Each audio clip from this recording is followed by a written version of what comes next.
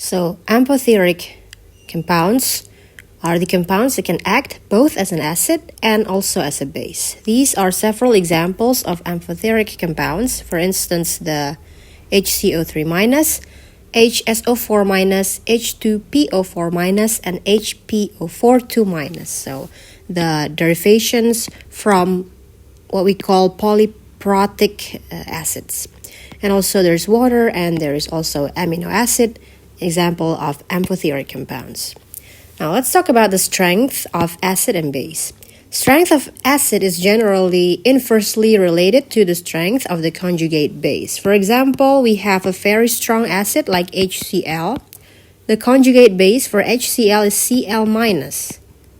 So HCl is a very strong acid, therefore Cl- is a very weak base.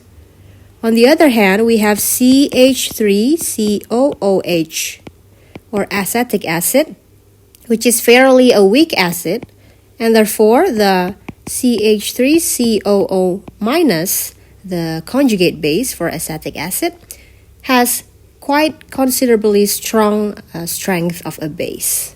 So it's always inverse between the acid and their conjugate base.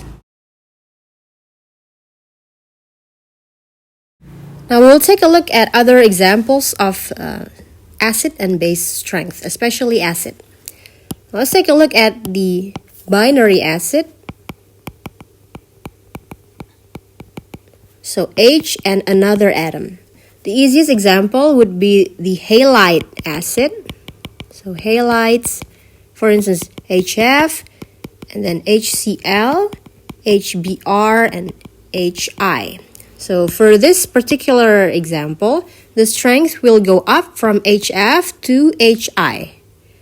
So stronger acid. And in this case, it is because of the radius. Since the radius becomes bigger from F to Cl to Br and to I, it is more difficult to bind the anions, and therefore the anions are more easily to be released, and therefore it is a stronger acid. From these halides acid, HF is actually the only one that we consider as a weak acid. The only weak acid. The rest would be stronger acids. HCl itself is already a strong acid. HBr is even stronger. HI is even stronger. So as I mentioned, as the radius increases, the strength of the acid also becomes more prominent. Now, on the other hand, we have what we call an oxoacid. So oxoacid is acid that contains oxygen. So you know this in the example of, for instance, H2SO4, and then H2SO3, and so on. We also have an example of halide oxoacids like HClO, and then HClO2, HClO3, and HClO4. Let me make this in an ascending trend as well. So H2SO3, H2SO4, HClO, HClO2, ClO3, and ClO4. And for these groups, the trend also going up from the one with less oxygen to the one with the most oxygen. It will become a stronger acid. So more oxygen cause a higher, what we call oxidation number. Higher oxidation number that we will discuss more in the redox reaction. So as the oxidation number increases, the strength of the acid also increases. So HClO4 is a stronger acid than HClO, and H2SO4 is a stronger acid than H2SO3. In fact, in this case, H2SO4 is a strong acid, that's sulfuric acid, and H2SO3 is also a weak acid, just like HF. Now, in the other example, we can have the same amount or same number of oxygen. However, we have a different center atom.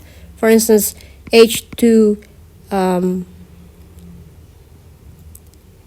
H2SO4, and if we have H3PO4, for instance. Now, in this case, we have both 4 oxygen for these 2 examples. However, we have a different center atom. In this case, we have sulfur, and the other hand, we have phosphorus. Now, in this case, the one that is stronger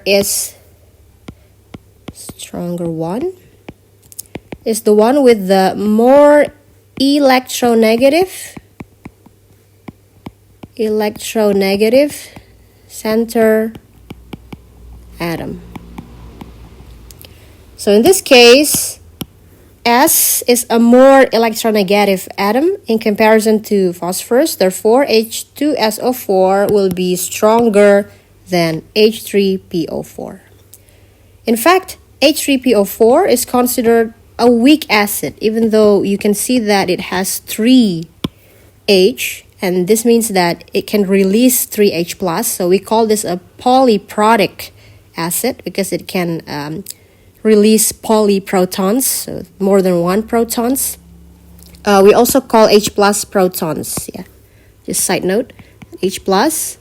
We also call the H+ proton. So not the proton inside the nuclear. Yeah, please be able to distinguish that. So here, this has more proton, has more H+, because it has 3, and this only has 2. But in fact, H3PO4 is a weaker acid in comparison to H2SO4. H2SO4, once more time, is a strong acid. H3PO4 is a weak acid that could release 3 H+ consecutively. That is because S is a more electronegative center atom than the phosphorus. And finally, we will discuss about the Lewis acid. So Lewis acid is relatively the most expanded definition for acid and base. So acid and base, yeah, not only acid. This is the classic example of Lewis acid base reaction when we have BF3 and we have NH3. So in this case, the lone pair from N will be donated to B that is lacking 2 more electrons to be able to achieve an octet coordination. And therefore, from here, we will get this product of BF, F, F, and here, and H, H, H, and this will be, electron will be donated from N to the B. And therefore, we call the species that accepts the electron pair as an acid and the one that donates the electron pair as a base. So in this case, you don't have to release H+ or accepts H+ or releases OH-. In this case, it's only the donation of lone pair electrons. The one that donates it is a base, and the one that accepts the lone pair is an acid. Now, in this case, while we're at it, metals are also acids. So if we take metallic ion, for instance, we have the Al3+. Al3+ in water, or what we write down as Al3+ aqueous, it's actually being surrounded by water molecules. So we have OH like this, OH, and so on. Don't forget OH, H or water has a V-shaped structure that we have discussed in the previous chapter. So it will look something like this. And actually, this H can be released from the system. So this H can be released and therefore resulting in H+. Therefore, this is actually an acid. So metallic ion like this is often also an acid. And the strength for this acid is that the higher the electron density is, normally this will result in a stronger acid. Higher electron density means first more charge, so higher charge, and also lesser volume, or we can also say this as smaller ion.